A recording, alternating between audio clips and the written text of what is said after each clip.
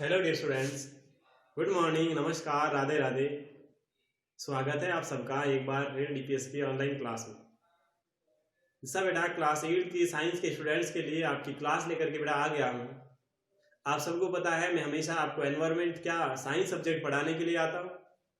उसी प्रकार आज एक बार फिर आपकी क्लास लेकर आ गया बेटा। बीच बीच में एनवायरनमेंट वाला वर्ड आ जाता है क्योंकि वो एक फ्लो रहता है ना। ईवीएस भी पढ़ाता हूँ, साइंस भी पढ़ाता हूँ, तो इससे पहले अगर कंटिन्यू 4 क्लास ईवीएस की लेता हूँ तो वो एक हैबिट पड़ जाती है ईवीएस ईवीएस बोलने की। बट आप बड़े बच्चे हो, आप सबको पता है मैं आपको साइंस पढ़ा नहीं आता। बेटा पेज नंबर निकालेगा 85 84 पर। हम चैप्टर 5 पढ़ रहे हैं, कोल एंड पेट्रोलियम। इसमें पेज नंबर क्या कहा मैंने, 85 पेज नंबर 85 पर, और वहां लिखा हुआ है types of coal. Types of coal यानी कोयले के प्रकार। क्या पढ़ना है? कोयले के प्रकार पढ़ने। क्या पढ़ना? कोयले के प्रकार पढ़ना है, ठीक है। तो इस टाइप्स ऑफ कोल में मैंने आपको पहले ही बताया था, जब क्लास दी थी तभी कहा था 4 टाइप के होते हैं। कौन कौन से? नंबर 1 पीट कोयला, LIGNITE, लिग्नाइट कोयला, बिटुमिनियस कोयला, NiOUS, और लास्ट था एंथ्रासाइट। एंथ्रासाइट, ये 4 टाइप्स बताए थे मैंने। इसके बारे में पढ़ना बेटा। तो मैंने कहा 85 पेज नंबर निकालो बुक पर, जहां फिगर दे रखी है छोटी सी, कोयला कोल माइन है, कोयले की खान है बेटा वो। तो different varieties of coal are formed depending on how long and at what temperature and pressure the vegetables fossil and buried under the surface of the earth. कहने का मतलब क्या हुआ? कोयले के बनने का अलग अलग प्रकार उस पर निर्भर करता है। अलग अलग प्रकार का कोयला क्यों बना? 4 प्रकार के कैसे बन गए? कोयला तो एक प्रकार का ही बनना चाहिए था सर, बट रीजन बना दो। किस पे डिपेंड करता है कि अलग अलग प्रकार का कोयला बन गया? तो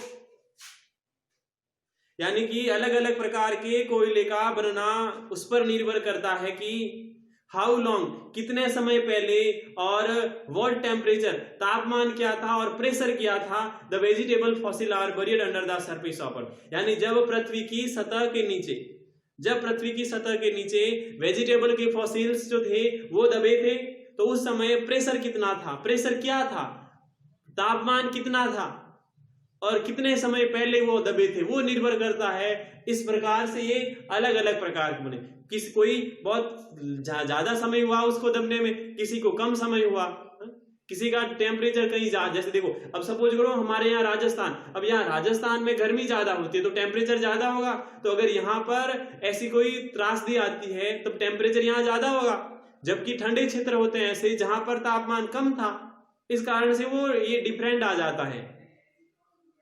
In general, the higher the temperature and pressure of the earth and the longer the time for which it is buried under the surface of earth. In general यानी सामान्य में, the higher the temperature and pressure यानी पृथ्वी का जो ज्यादा तापमान और pressure था, and the longer time for, और वो लंबे समय के लिए रहा, for which it buried under the surface, जो पृथ्वी की सतह के नीचे जो कि दबते रहे थे। The more is the carbon contained in it, the more is the carbon content. फिर उसके अंदर कार्बन की मात्रा ज्यादा हुई तो the different varieties of coal differ in this carbon content. यानी कोयले के अलग अलग प्रकार की वेराइटी का उसमें क्या है, उनमें कार्बन कंटेंट अलग होना, कार्बन कंटेंट का अलग होना, उसमें अलग अलग वेराइटी है। अलग अलग प्रकार के कोयले किसके आधार पर है? उसमें अलग अलग मात्रा में कार्बन की मात्रा है। जैसे किसी में कार्बन कंटेंट ज्यादा है, किसी में मॉइस्चर ज्यादा है, किसी में वॉलेटाइल कंपाउंड यानी जो अस्थायी कंपाउंड्स जो है वो उनके अंदर उपस्थित है। तो इस प्रकार से वो उस पर बेटा क्या करते हैं, तो डिपेंड करते हैं। उसके बाद में देखो डू यू नाउ लिखा है, peat is the youngest variety of coal. Youngest variety का मीन्स क्या होता है? सबसे बाद में खोजी गई। सबसे बाद में खोजी गई वो बेटा नई होगी, जवान होगी। तो सबसे बाद में खोजा गया कोयले का प्रकार पीट कोयला है, which is light brown in colour, जो रंग में हल्का भूरा होता है। उसमें 50 से लेकर 60% कार्बन की मात्रा होती है, जो कि एक सूटी फ्लेम के साथ जलता है। सूटी फ्लेम का मीन्स क्या होता है, थोड़ी बुदबू आती है। फिर lignite is the next stage of carbonisation of पीट। पीट के कार्बोनीकरण की अगली अवस्था लिग्नाइट थी, उसमें 60% कार्बन होता है। Bituminous is the next stage of lignite. Lignite की अगली अवस्था बिटुमिनियस थी, जो कि कॉमन वेराइटी कोल की है। इसमें 70 से 80% कार्बन होता है। Anthracite is the oldest variety of coal. सबसे पुराना जो है कोयला वो कौन सा है, एंथ्रासाइड प्रकार का कोयला, जिसमें बेटा 90 से लेकर 95% का कार्बन होता है। समझ गए ना, कार्बन ये अलग अलग। सबसे पहले कौन सा कोयला आया था, जो ओल्डेज होगा वो सबसे पहले आया होगा। सबसे पहले एंथ्रासाइड कोयला आया, फिर बिटुमिनियस का कोयला आया, फिर लिग्नाइट का कोयला आया, सबसे लास्ट में पीट कोयला आया। अब देखो प्रोसेसिंग दे रखी है कोल की, यानी कोयले की प्रक्रिया। इसमें क्या है, all varieties of coal contain volatile compound of carbon which are very useful for industrial applications. यानी कोयले की सभी वेराइटीज, कोयले के जो सभी प्रकार है वह एक अस्थायी कार्बन के यौगिकों पर निर्भर करते हैं, जो कि इंडस्ट्रियल एप्लीकेशन के लिए बहुत उपयोगी होते हैं। इंडस्ट्रियल यानी जो कारखानों के लिए, उद्योगों के अनुप्रयोगों के लिए बहुत उपयोगी होते हैं। और these compounds are lost if the coal is straight way burned. These compounds are lost, ये जो कंपोनेंट्स है, ये कंपाउंड जो है, ये यौगिक जो है आर लॉस्ट, यानी ये यौगिक कम होते हैं यदि कोयले को स्ट्रेट वे बर्न कर दिया जाता, सीधा अगर कोयले को जला दिया जाता है तो ये कंपाउंड उसमें नहीं होते हैं। However, if the coal is subjected to destructive distillation, यद्यपि जब कोयले का सब्जेक्टिव डेस्ट्रक्टिव डिस्टिलेशन किया जाता है, यानी एक निश्चित आधार पर उसका आसवन किया जाता है, भंजक आसवन किया जाता है। एग्जाम्पल, कोयले को हीट किया जाता है strongly in the absence of air, वायु की अनुपस्थिति में बहुत तेज जब कोयले को गर्म किया जाता है तो these compounds can be recovered, यानी इन कंपाउंड को, इन यौगिकों को रिकवर किया जा सकता है। लेट्स स्टडी, आइए हम पढ़ते हैं इन प्रोडक्ट्स के बारे में। Obtain by the destructive distillation of coal and their use, यानी कोयला और उनके उपयोगों के भंजक आसवन के लिए उनके प्रोडक्ट्स को पढ़ते हैं। एक्टिविटी बाद में पढ़ाता हूं, पहले use of coke, uses of coke. Coke का उपयोग क्या होता है? It is use to the manufacture of water gas. जलीय गैस के अंदर वाटर, इस कोक का उपयोग किया जाता है, जहां जलीय गैस को का निर्माण किया जाता है वहां पर। उसके अलावा हाउस होल्ड फ्यूल, घरों में ईंधन होता है, उसके लिए किया जाता है। उसके अलावा मैन्युफैक्चर ऑफ ग्रेफाइट बनाने के लिए, उसके अलावा एक्सट्रैक्शन ऑफ मेटल, धातुओं के निष्कर्षण के लिए, जैसे कि iron, copper, tin and zinc होता है, और एक्सीलेंट रिडसिंग एजेंट होता है। इसके लिए क्या किया जाता है बेटा? इसके निष्कर्षण के लिए कोक का उपयोग किया जाता है। फिर कार्बन गैस, कार्बन का यूज क्या है?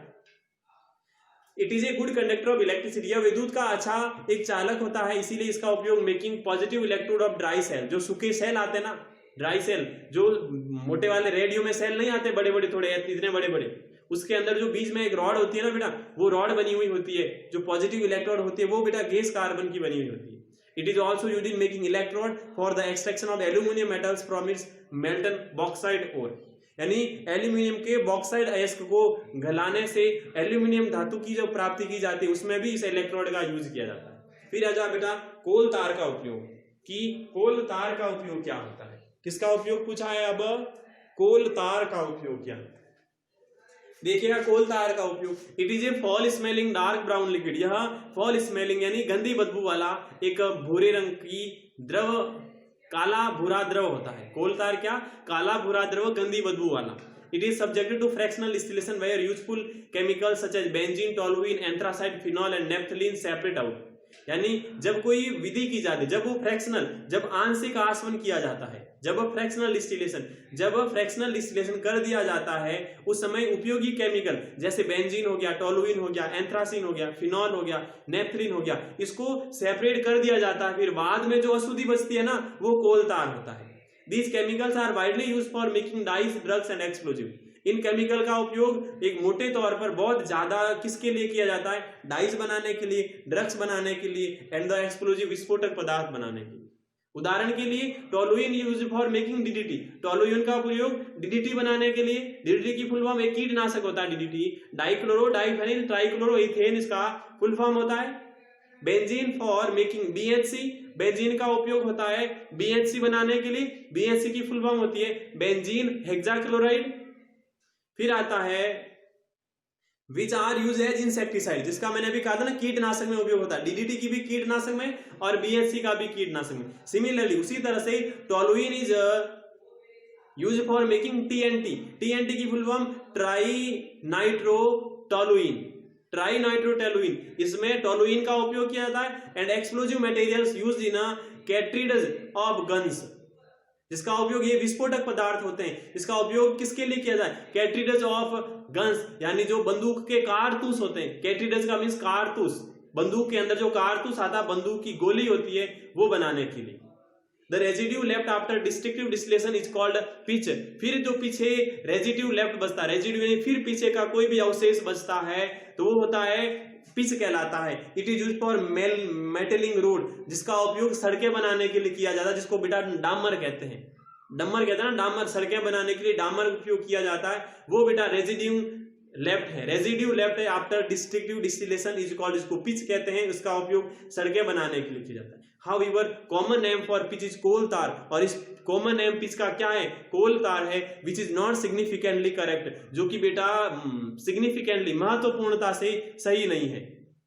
यूजेज ऑफ कोल गैस, अब कोल गैस का उपयोग क्या है? The coal gas as obtain has slightly foul smell due to the presence of hydrogen sulphide gas. यानी कोल गैस प्राप्त की जाती है, वह कैसे की जाती है? वह एक हल्की गंदी बदबू आती है, किसके कारण? उसके अंदर हाइड्रोजन सल्फाइड गैस होती है। कोल तार में हाइड्रोजन सल्फाइड गैस होने के कारण उसकी स्मेल थोड़ी हल्की गंदी आती है। इट इज प्योरिफाइड, इसको शुद्ध किया जाता है। And used as a household fuel, और घरों के उपकरण में इसका उपयोग किया जाता है। घरों के जो हाउस होल्ड यानी गृहस्थी जो फ्यूल होता है, घरों में यूज करने वाला फ्यूल होता है, उसमें कोल गैस का उपयोग किया जाता है। It is also need as industrial fuel for those industries, इसके लिए इसका उपयोग उन इंडस्ट्रियल, उन उद्योगों के ईंधन के लिए भी किया जाता है। Which are located near the coal processing unit, जो कि कोयले बनाने की इकाइयों के पास में जो होते हैं ना, वहां स्थित होते हैं, वहां पर भी इसका उपयोग किया जाता है। जहां पर कोयले का प्रोसेसिंग किया जाता है माइंस के अंदर, वहां पर भी इसका उपयोग किया जाता है। अब बात आती है आपके होमवर्क की। बेटा आपको होमवर्क क्या करना है? आपको होमवर्क जो पेज नंबर 86 है, 86 पर एक्टिविटी 1 है ना, एक्टिविटी 1 ये करना। एक्टिविटी में to study the product obtain by destructive distillation, यानी कोयले का डिस्ट्रक्टिव डिस्टिलेशन से प्राप्त उत्पादों का अध्ययन करना। कैसे किया जाता है?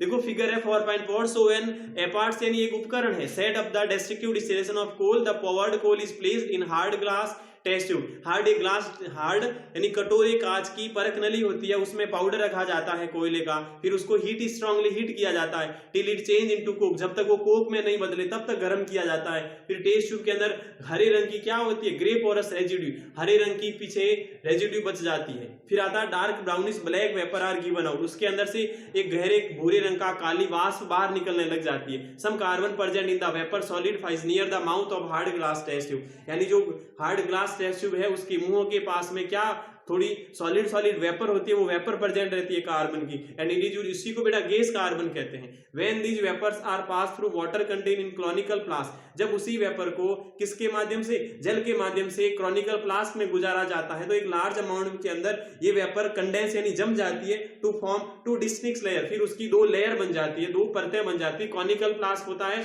ये दूसरे साइड वाला फ्लास्क है ना जो ऐसा कीप जैसा है, उसके अंदर 2 परतें बन जाती है। द लोअर लेयर जो होती है कौन सी? ब्लैक, नीचे वाली काली होती है, ठीक थोड़ी मोटी होती है, लिक्विड द्रव जैसी होती है, इसको बेटा कोल तार कहते हैं। और टॉप लेयर होती है वो ऑब्टेन अमोनिया लिक्वर का होता है वो। और ये कलरलेस गैस बबल्स, एक कलरलेस यानी रंगहीन गैस के बबल्स निकलते हैं इस फ्लास्क के ऊपर, जो कि कॉमनली उसी को बेटा कोल गैस कहते हैं। It Burns with yellowish flame when ignited, यानी जब उसको इग्निटेड किया जाता है, जब उसको जलाया जाता है तो पीली ज्वाला के साथ में जलने लग जाते हैं। It mainly consist of a mixture of hydrogen, methane, carbon dioxide, monoxide and ethylene. यह किसका मिश्रण होता है? कोल गैस के अंदर हाइड्रोजन होती है, मीथेन होती है, कार्बन मोनोऑक्साइड होती है एंड द इथाइलिन होती है। ये आपको होमवर्क में करना है, एक्टिविटी फर्स्ट। अब हमारी क्लास मैं कहूँ तो कंप्लीट होती है। हमने कोल पूरा पढ़ लिया है, अब हमारे को पेट्रोलियम पढ़ना है। कोल हमने पूरा पढ़ लिया है, अब हमारे को पेट्रोलियम पढ़ना है। और देखो आगे है ना 5.3 में पेट्रोलियम, ये बेटा आगे की क्लास में पढ़ेंगे। आपसे विदा लेता हूं, कल वापस मिलता हूं आगे वाली क्लास में। तब तक के लिए बेटा खुश रहिएगा, मस्त रहिएगा। Bye bye, have a nice day, thank you.